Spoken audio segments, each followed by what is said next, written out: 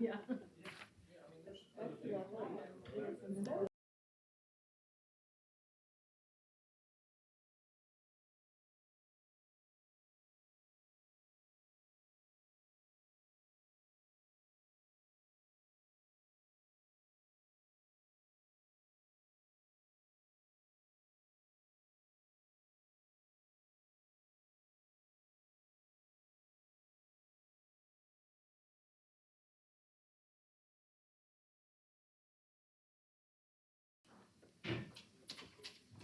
We're going to call this special meeting of the House State Government Committee to order. Madam Secretary, please call the roll. Representative Bratcher. Here. Representative Birch. Representative Duplessis. Here. Representative Elkins. Here. Representative Fisher. Here. Representative Flood. Representative Glenn. Representative Graham. Representative Gravis. Representative Heath. Here. Representative Minter. Here. Representative Nemus. Here. Representative Rand. Representative Sheldon. Here. Representative Tipton. Here. Representative Turner. Representative Upchurch. Here. Representative Yates. Here. Chairman Miller. Here. We're duly constituted to do business, this being the 11th meeting of the House State Government this session. Please remember to turn on your microphones to record votes. Remember, people are watching us online, so please do that so they can tell how you vote and as well as when you ask questions. The first and only item on the agenda today is Senate Bill 157, sponsored by the esteemed Chairman Senator Schroeder. Welcome. Thank you, Mr. Chairman. I'm honored and appreciate all the members' time today. Senate Bill 157, as you can see, is an act relating to governmental ethics. I'm going to break this down. It deals with both executive branch and legislative branch ethics. So let's start first with the executive branch. You guys will recall that in 2019, we passed Senate Bill 6, which put into place executive branch lobbying laws. This is going to clarify and add to those.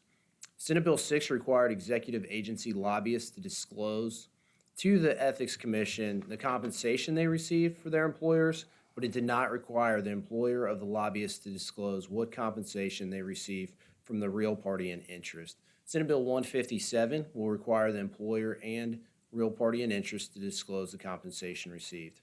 It's also going to explain what disclosure is required for listing compensation by the lobbyist, employer, and real party in interest. There are a lot of questions that lobbyists had. When exactly does it begin? What do they need to report? Do they need to report research, or do they need to report only when they're actually engaging in lobbyists? So that's the first part. That deals with the executive branch. If we can move on to the legislative branch, members will recall during the interim session, we heard from the Legislative Ethics Commission, and they had a number of suggestions in a bill to deal with cleaning up the code of ethics, legislative ethics. I'm going to go through these in the order that they appear. The first one is that it clarifies that a violation of the code of legislative ethics can be adjudicated by the commission as ethical misconduct, even if it is designated as a misdemeanor felony. In the past, they had a member that they were investigating was actually charged criminally and tried to make the case that because they were criminal charges, the code of ethics wouldn't apply. We just want to clarify that it absolutely still does. Second would be a complaint dismissal via teleconference. This would be a preliminary inquiry when a preliminary inquiry shows that the complaint is without basis, rather than all the members having to meet in one place. They could adjudicate that, dismiss it via teleconference. The third recommendation is similar to the first one in the sense if a legislator leaves office. They had an instance where a legislator left the office of the General Assembly, their position in the General Assembly, and then tried to claim that the Legislative Ethics Commission didn't have jurisdiction. We want to make sure, just clarify that they still do, in fact, have jurisdiction, even if someone resigns from their position. The last one is changing the number of ethics, the training requirements. Members know our first 2 days of session, we have to undergo those training. And again, this is their suggestion. And one of the reasons it makes sense to do that, General Assembly members are now, we already have additional anti-harassment training that we're required to undertake. So we were able to cut down on the time that we spend in training. So with that, Mr. Chairman, I would be happy to entertain any questions. Very good, and there's no bad time to improve our ethics laws, so let me see if there's anybody that has a question. Representative Gravis. Thank you, Mr. Chairman. Thank you, Senator, for your work on this. A couple of questions, if you don't mind. I appreciate what you're trying to do. It's always good to strengthen this type of legislation. Are you familiar with House Bill 168 that passed the House 85 to nothing recently? Is that Representative Mosier's bill? Yes, sir. I am familiar with Representative Mosier's bill. Thank you. Is Senate Bill 157 similar to 168? Yes, it takes a number of the provisions of Representative Mosier's bill and adds them into this bill. Thank you, Mr. Chairman. Does Senate Bill 157 take out the first and second sections of Senate Bill 168 that define sexual harassment and discrimination? So I don't have that in front of me, obviously, but it does take out that. There were some concerns and felt like there was members wanted more time to review that part. However, the rest of the bill, everyone was okay with. Follow up, please, Mr. Chairman? Certainly, one free. Thank you. Is there a reason why we aren't defining what we're trying to legislate? Right. I think so. As I mentioned, there was an agreement with the other sections. The first one, people still had questions about. One being, if we are taking away, if we're going to make maybe a smaller issue, give it a lot bigger issue if it goes directly to the Legislative Ethics Commission than rather first being looked at and possibly adjudicated here with the LRC. Thank you, Mr. Chairman. I'll get back into Representative Nemes. Thank you, Mr. Chairman. Senator Schroeder, I have to be reading, I'm reading from page 2. I'm probably reading this wrong, or the Kentucky Press Association would have brought it up to us. But on lines 15 through 17, it appears to be removing the requirement to release these matters to the public once a final determination is made, and saying that they will always and forever remain confidential, except for the exceptions that were already in there. So I wonder if I'm reading that wrong, because it strikes the language until a final determination is made by the commission. So the way I'm reading it, while you're getting your bearings, the way I read it is the law today is it's confidential while the process is ongoing to give due process or whatever. We can have an argument over whether that's good or not. But right now, it's confidential until the process is concluded, and then it becomes public. But now it would remain confidential forever unless it has one of the two exceptions that are therein. Yeah, if you could, Representative, give me a second because I just did pull this part up. So I think that might be referenced to, if you go up to line 8. And Same page? Yes, same page, thank you. There's that section F.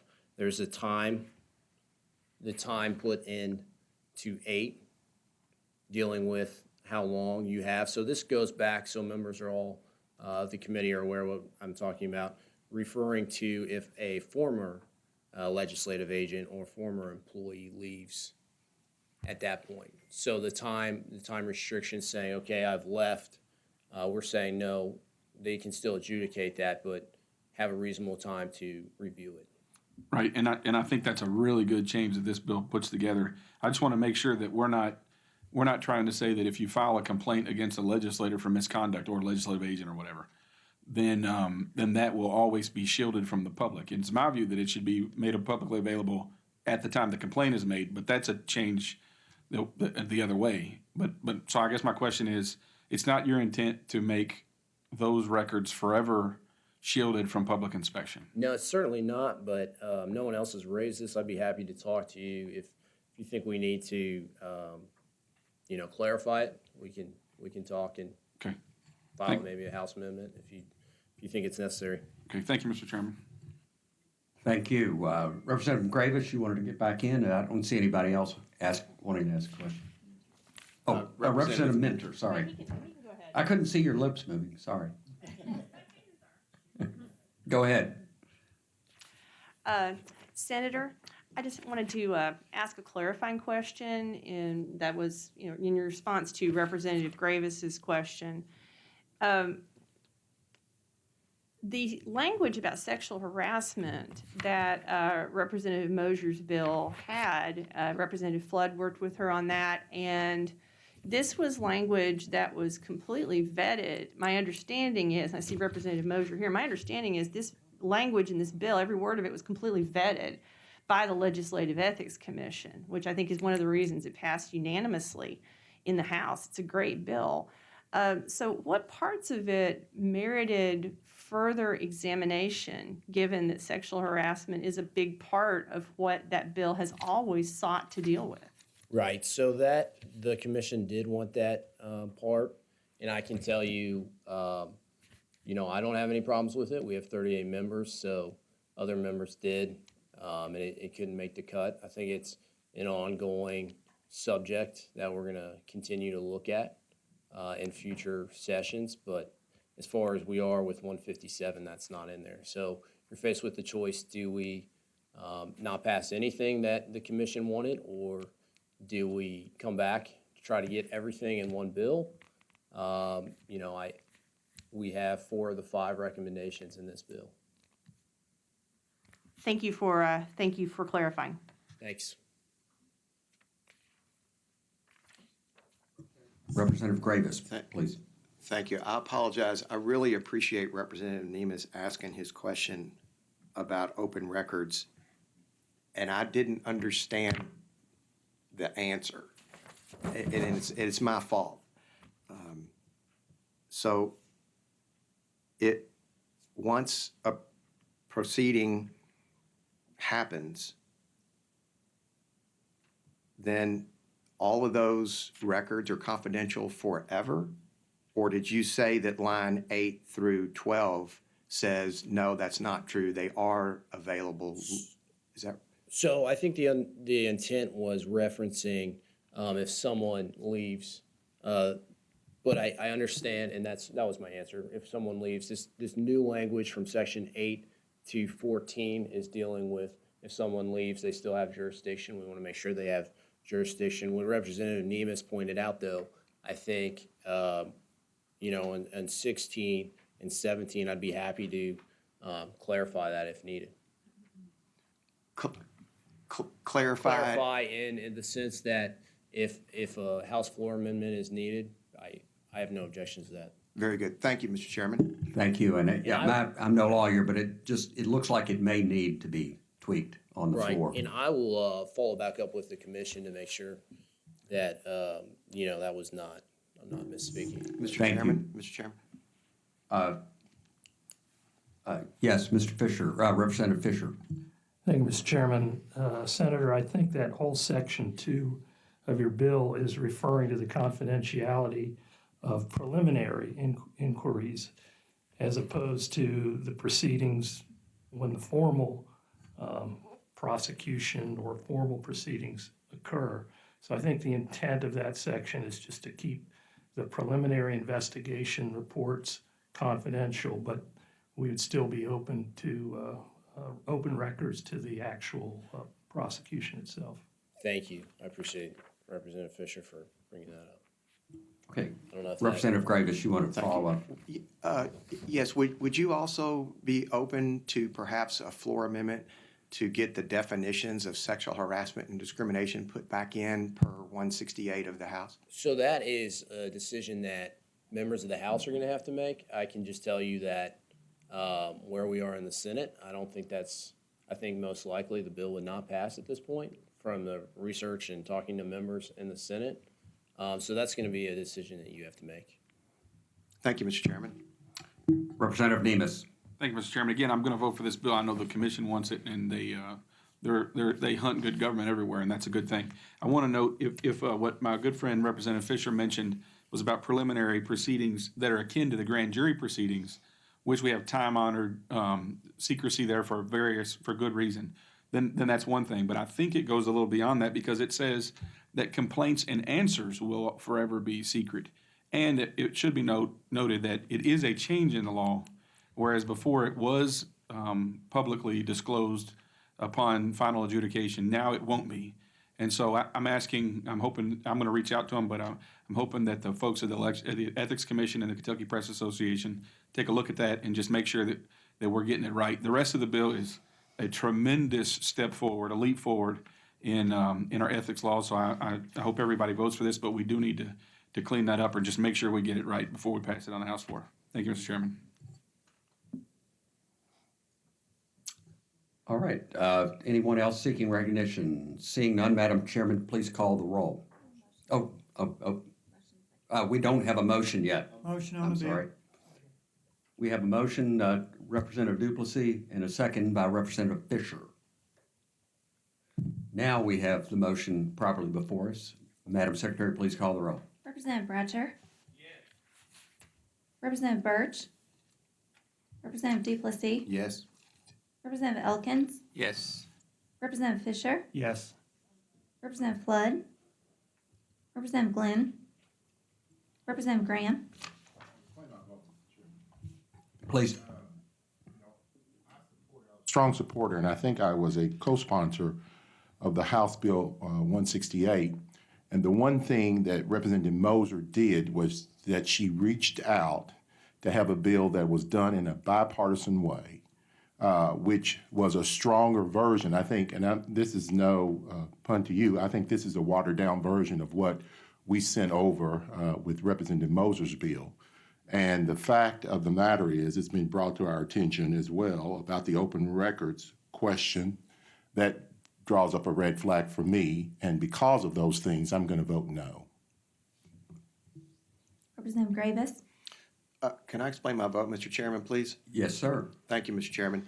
I think that it's great that we're trying to strengthen these types of laws for these types of crimes. I applaud that greatly. I just feel like that we already had what we needed in 168, and that Leader Graham is right, and that if we can get a couple friendly floor amendments on this, I think that we've got ourselves a winner. And I'm going to pass, Mr. Chairman, in the hopes that I can vote yes on the floor. Thank you. Very well. Representative Heath. Yes. Representative Minter. Briefly explain my vote, please. Please. Representatives Graham and Gravis have spoken a lot of my mind on this. What you have here, Senator, is a good bill, but the bill that Representative Moser brought forward in conjunction with the Legislative Ethics Committee, the bill that this committee passed unanimously and the House passed unanimously, and that's a hard group of people to get to pass something unanimously. It was a better bill. And I am troubled by the message that somehow sexual harassment is the thing that can be lasered out of there. It's a problem we've been trying to solve in this body ever since I joined it. So for today, it's a pass, but I welcome the floor amendments that my colleagues are talking about, and that will turn it into an enthusiastic yes for me on the floor. So today it's a pass. Thank you.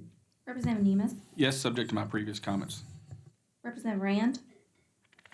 Representative Sheldon. Yes. Representative Tipton. Can I explain my vote, Mr. Chairman? Please. I was co-sponsor of Representative Moser's bill, strongly supported that. One thing I have learned in life, and it's really been reinforced in my time in the legislature, sometimes it's not about what you want, it's about what you can get. And I would rather vote for a good bill. I don't want to vote against a good bill, hoping to get a better bill. So I'm going to vote yes today, and hopefully that next session we can come back and continue to work on this. Thank you. Representative Turner. Representative Upchurch. Yes. Representative Yates. Yes. Chairman Miller. Yes. Matter Passes with favorable expression, same shall pass on the floor. Thank you, Senator. Thank you all. Appreciate There are your no time. further matters before us, we're adjourned.